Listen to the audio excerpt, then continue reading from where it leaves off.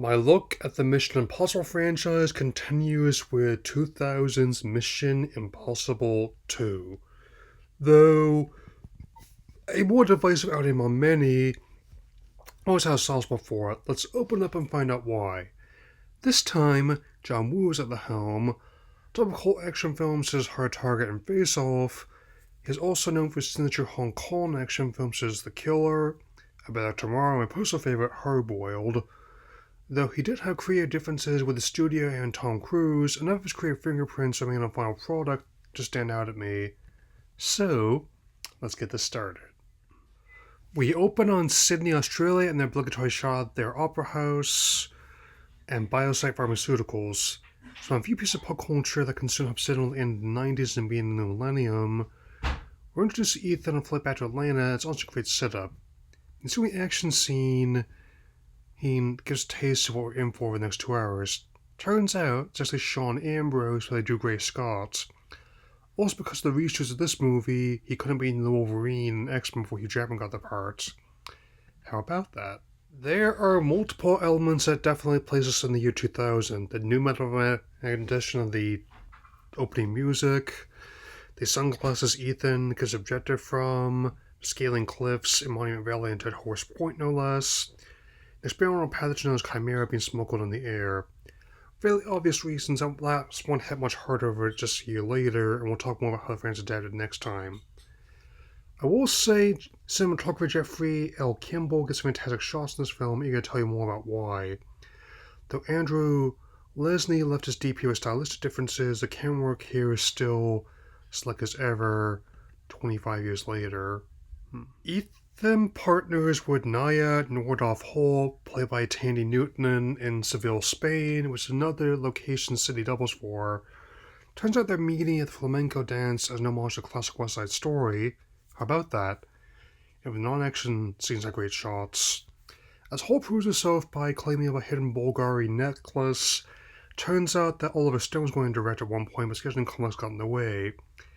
It's great card chase as Ethan does his best recruit Hall. Nice Audi and Porsche fellas.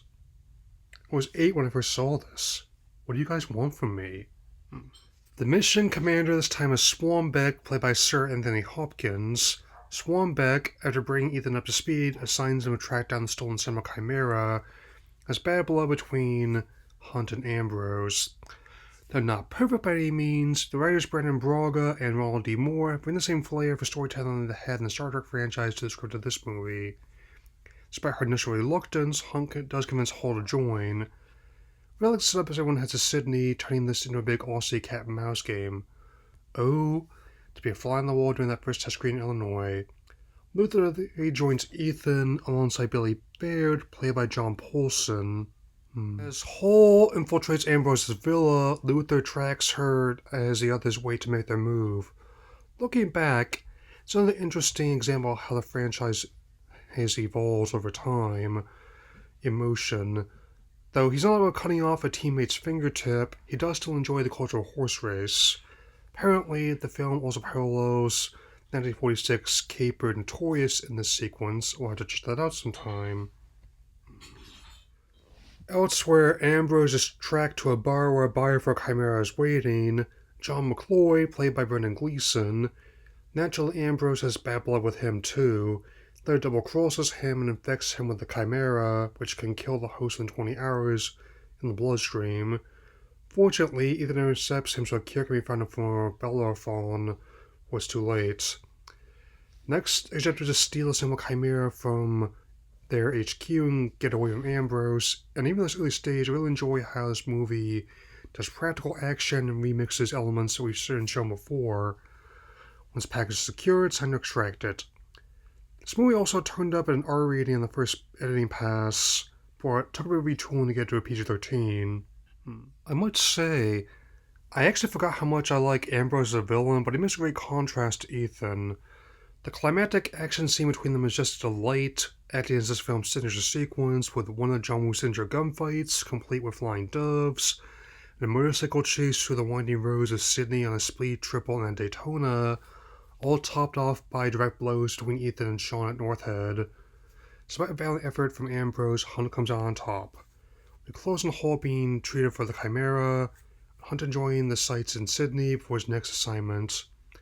More on that next time. Though it garnered a more divisive reception in the first film, it does have a share of defenders, myself included.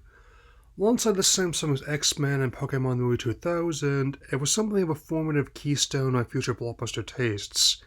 Naturally, it's also the biggest hit of that summer, taking $546 million worldwide on its $125 million budget, with $215 million in the US alone. So the film I have a liking for, warts and all. My ratings 3 out of 4. Like the Mission Impossible films, continues with 2006's Mission Impossible 3 next time.